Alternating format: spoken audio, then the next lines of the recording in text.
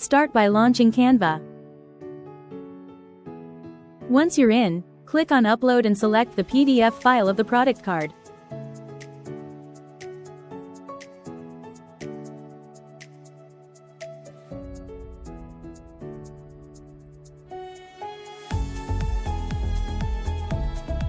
After it's uploaded, it'll appear in Recent Designs.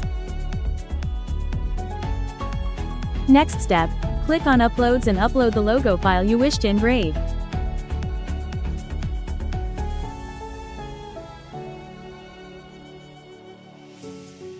Center and align the logo on the product simply by dragging until it fits perfectly.